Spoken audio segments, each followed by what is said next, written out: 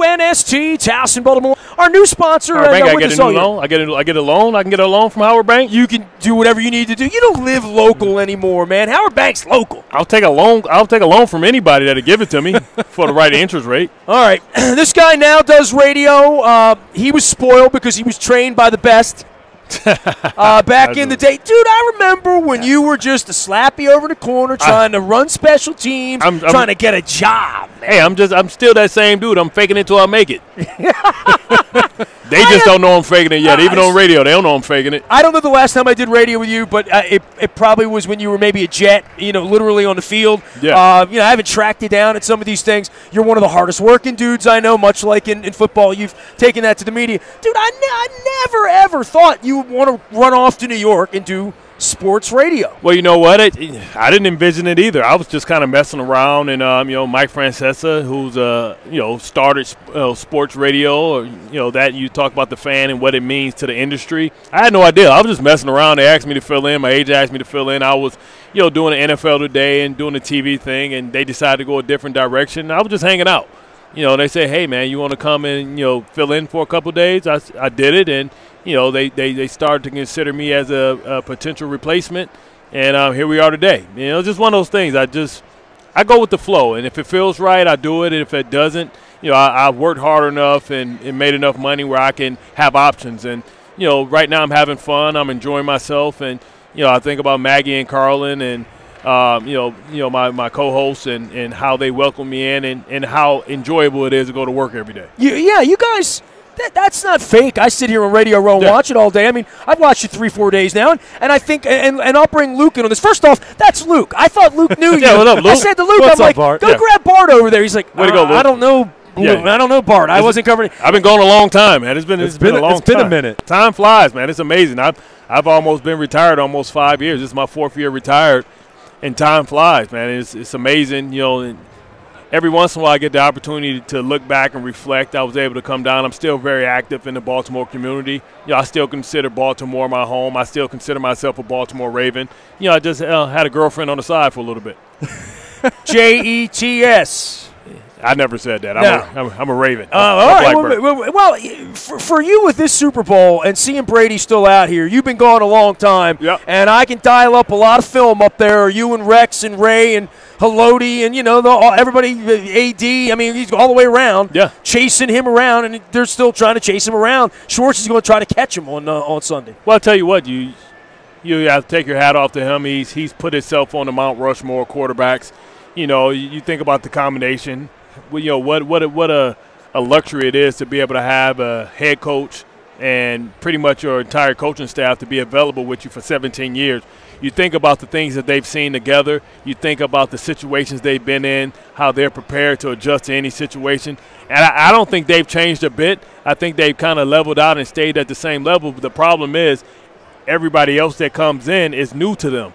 And, what a great benefit it is for you to be in a situation and you go to the sideline and you can say, okay, remember in 2003 when, the Rams or the Ravens or the Jets were running this blitz and they kept killing us with the A-gap blitz? Remember what we did? I think we should be able to do that. And, and I think that's the key to their success, the fact that they've been together and they've kept each other intact. It's the same system, and it's been able to evolve and grow, and you got to tip your hat off to Bill Belichick because he's won different ways. He's won with great defense. He's won with, great receivers. He's run with tight ends. He's won with Corey Dillon as a power running back. I think Schwartz and the Philadelphia Eagles have their hands full. But with that being said, any given Sunday, they are a talented team. If you go player for player, you would probably say that Philadelphia is a more talented team. But the great equalizer is Tom Brady. Well, what's the key for them? Is it making Brady uncomfortable? I mean, I think. It always is. It's I know that simple, but it's not that simple. Sure. It's about being able to make the adjustments. Can you be a great counterpuncher? Right. Can you attack, but can you also counterpunch? Can you, when they make the adjustment, can you make an equal adjustment that's just as smart and crafty as their adjustment? Because you saw last week Jacksonville kind of came out and they gave them problems. They really didn't, cash in the red zone, which you have to do against the Patriots to put pressure on them. But you saw them kind of say, the Patriots kind of say, is that all you got? and it was pretty much, that's about it. And I think at Doug Peterson, he's done a tremendous job and his adjusting to Nick Foles and the RPOs and being able to do things that he does well. But he's going to have his best game as a play caller, sure. And Schwartz is going to have his best game. The great thing is they're 9 deep on the defensive line, right. And when Brady does have trouble, it's because of interior pressure, and he's not allowed to step up and step out, and you hit him often. But what happens is you see him change tempos, go no huddle. You see him, change and get up to the offensive line and make the defensive linemen stay in their stance for extended periods of time. Yeah, I don't know if that works with this unit because they have whole shifts. They'll bring out 3 guys and bring out another 3 guys. You think about Graham, you think about Bennett, you think about Fletcher Cox. You think about their ability to rotate guys through to keep them fresh, and that's going to be the key. But the key is while you're trying to make those adjustments, don't fall for the banana in the tailpipe. Why Brady's such a great player, and you think about the elite quarterbacks, they do all the little things. So if you want to be lackadaisical, you want to get up and kind of jog off the field when they're trying to change personnel, he's going to catch you with 12 on the field. He's going to take a shot, try to get a cheap play, and do all the little things. So you're going to have to be in tune. You're going to have to play a complete game. You're going to have to try and get win the turnover battle, but also win situational football. Bart Scott joining us here, of course, Ravens legend, and there's another Ravens legend around on Saturday night, 52. Okay.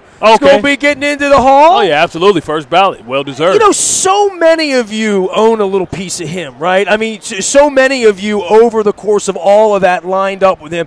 I got to think this August thing for so many of you. I mean, coaches, players, Schwartz is a part. I mean, so many. This is going to be a real coronation, I think, for everything purple in Canton in August. Well, you know what? I enjoy being his fullback. I mean, you talk about being able to play with the greatest, middle linebacker in football history. I feel like I'm not slighting anybody by saying that. I think he is the standard. I think, he's the one that's, you think about that Mount Rushmore of linebackers. I think you have to start with him. And then maybe LT. I think he's that good, that dominant. Everything LT was to the outside linebacker, I believe that Ray Lewis was for the inside linebacker. And he showed that he could be dominant in 2 different systems, a 3-4 and a 4-3, and also being able to play in different eras and be able to adjust. You saw Ray Lewis dominate at 260, but you just saw him dominate as well at 235, 240. For you, first time you met him, you come in, you're just Bart Scott, right? And he's already Ray Lewis, right? Yeah, absolutely. Some thoughts about the intimidation and part of that, and at what point does he accept you? Well, I'll tell you what, I was just excited to have an opportunity coming from a D1 AA. I really didn't even know, all the players that was on the Ravens. I knew that they were a great team. I always was a fan. I used to do any dogs in the house, down in college. But when you become a teammate, you have to let the fandom go away. You have to start trying to earn the respect of all those great players on that defense. You think about Peter Bower, Michael McQuarrie. At that time, Adelius Thomas, Ed Hartwell. But what shocked you about Ray coming in? I mean, you really were a kid coming into that situation. Yeah, I was 20 years old. And you're trying to dream the dream that a lot of people didn't see in you, because if they'd seen it in you, they'd have drafted you in the first or second round. Well, I was just so focused on trying to make sure that I can earn the right to be on the team, and then what I've tried to do is be a sponge. And what I was impressed with is what you saw on Sunday is what you saw during the week. He was one of the hardest workers in practice. You look at him, he's – at that point, I believe he's at year 6, year 7, and he was still, a student of the game. He was taking more notes than the rookies inside of the meeting rooms, and that's really what I think the keys to success is, that he never got complacent. He never said, okay, I got this figured out. He always, bust his hump, and he always led by example in that regard with his ability to, one, be a student of the game, but 3, also never disrespect the game, never cheat at practice, always work hard, always pay the price. Where are you with the Ravens right now? I mean, John's gotten a lot of criticism. Joe's gotten criticism. They missed the playoffs 4 out of 5 years. Yeah. They haven't bottomed out, but the argument's there that they've kind of stuck in between. They haven't been good enough, but they haven't been awful where you're going to tear the whole thing down. Well, exactly. Well, that's what happens when you have to pay your quarterback top dollar and he takes 15 to 20% of your salary cap. That's just the nature of the beast. I think you see Russell Wilson's experiencing that now. It's tough to build a complete team. When you do that, you have to hit on every draft pick, and I don't know if Ozzy's had his better draft class is because there's not a lot of guys that are contributing. You think about Perriman, you think about Elam, you think about all the way from Brown, guys that should be on this team contributing. Should be veterans, and you should be having to make decisions on them. They didn't pan out. They didn't produce like we expected them to produce. Well, the hardest part of that, then you have to go out and sign veteran players, give them more money, costs money, or use more draft picks down the line, redrafting, which they're going to be doing. They're going to be redrafting for Brashad Perriman because it didn't work out. Right, absolutely, and that's just the nature of the beast.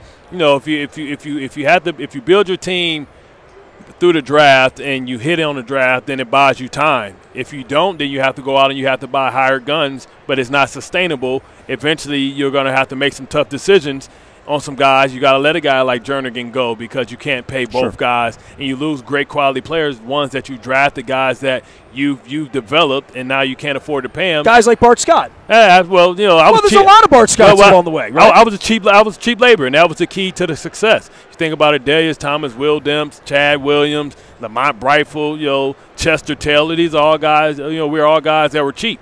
So it afforded you to take a risk and go out and say, okay, I'm going to go out and try and sign a Steve McNair, or I'm going to go bring in a Trevor Price and bring in guys like that. You can afford to do that when you're not paying your quarterback. But when you pay your quarterback, the clock is ticking, and you better be right. You see Drew Brees, that's happening with Drew Brees. For years, Drew Brees didn't have the team around him to compete. They just so happened to hit on a guy like Kamara. I forget the right tackle that they hit on in the second-round draft pick that contributed at safety. They gave up the big play. So you can get away with that until you have to pay those young players. And when you have to pay those young players, just like in Seattle, you pay Richard Sherman. Now Earl Thomas wants more money, but they had a hell of a run for a while because they didn't have to pay Russell Wilson. No different from the window that San Francisco had when they had a controllable Colin Kaepernick. Nice to see Petten get a job again, right? Hey, all good, man. He got that. He was getting that money sitting at the house, sitting on that Buffalo Bills money. That Buffalo Bills money ran out. He went out and got another job. I think he'll be great for that team. You talk about being able to add something to that division. The only thing is I don't know what he's going to do with his spare time because other than going to Applebee's, I don't know what they have much there. They eat some cheese curds. You want to run any smack about me or about anybody else in Baltimore right now while you got the opportunity? Say that again? You just ran after Pet and you just gave him a hard time. No. I'm happy for Pet. I'm just saying I don't know what he's going to find to do. He better pick up chess or something. He's a lot of cold, lonely nights. You saying you wouldn't have played for the Packers? That check would have had to be real big. That would have to be a big check. I mean, Jesus. You grew up in a cold, dude. Man, how many people are even living in Green Bay? Like 15? 15,000? Yeah. I'm not about that life. I'm a city boy. I can't function like that. I'll be spending just commute from Milwaukee every day. I'll be spending all my private jets trying to get out of there on the weekends. Dude, your life's been a dream, man. I remember running around the Super Bowl with you in Detroit. No, you were just trying to get – and now you're living in Manhattan. You're living large. I live in Jersey. I'm balling on a budget. You live in Jersey. Why? Why balling not Manhattan? On a budget. You said you're a city guy. I thought you want to live in the city. No, I'm a city guy. I want to be close to the city. I don't want concrete to be my backyard. I got 10 acres, man. I get to go out and I can do stuff back there, run around naked, nobody can see me. Getting a good image. Bart, I love you. I've always appreciated our relationship. I'm sorry it's not a bad optic. You know what I mean? Some people might even enjoy it. You got a pool? Absolutely. I got a pool. I got a track. I got some zip lines. I got some paintballs. Toys. I got some hey, they call it Neverland Raft. Always appreciated our relationship. I'm sorry. It's not a bad optic. You know what I mean? Some people might even enjoy it. You got a pool? Absolutely. I got a pool. I got a track. I got some zip lines. I got some paintballs. Toys. Hey, they call it Neverland. Not unless he ain't slinging me. No, I see no Bart Scott vintage edition. If he doing that, then you know what I'm saying. We can talk. We can talk business. Still one of the all-time great lines. Reggie Bush's ankle had no idea what hit it. I tell you what, it took Reggie a little while to kind of let it go, man. I saw him in Vegas, and he ran from me. I was like, listen, man, we cool. I'm not going to beat you up anymore. I'm not mad. All good, though. Big up Reggie Bush. We made amends. We built bridges. I would listen to you Like talk Rocky about IV. sports. I really would. Like Rocky IV. I would. I don't know that I'd pay to listen to you talk about sports, but I'd listen to you talk about sports anytime. Well, I'll take your check if you want to give it to me. I know. I mean, I know you got that money. You've been doing this about 20 years. You own your own business. 27 years. Yeah, you own your own business, so you write your own checks. I feel really bad that you've slipped away. You know, I mean, you've gone off the. You know, I started this. I watered this. Well, you know, I watered this. Was it Friday after next? Is this the thanks I get? I started this barbecue. You run off to New York. I come back for the fan. I come back all the time, though. I mean, how can you pass that one up? Of course. You still love me. I mean, sir, you're sitting here. They wrote me a hell of a check, man. I was like, hey, awesome. I don't really want to work every day. They was like, hey, here you go. I said, hey. I'll work every day. See you Monday. Bart Scott, the man, the myth, the legend, still considers himself a Baltimorean. Always, baby. I want to have crabs with you one night, man. Come on back home. Come on. You know I don't eat Nemo, but I'll eat some chicken. You eat the crabs. I love Obey, though. You took me out that night in Detroit to that the place downtown it's like a Cajun place. What's it called?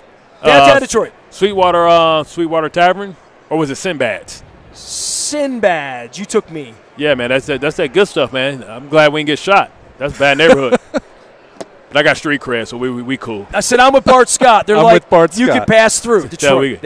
You may enter. I appreciate you after doing 5 hours of real radio coming over and yucking it up with me. Oh, this is fun. This is the fun stuff, man. You can't fire me because I don't work for you. Let's go get some hot sauce. Let's Bart do it. Scott joining us here. All brought to you by Howard Bank. We're live on Radio Row, Super Bowl 52, continuing coverage. He's Luke. I'm Nestor. We are WNST.net, AM 1570 at WNST Towson, Baltimore. And we never stop talking Baltimore sports. What the hell Machado going to do? Get paid in the next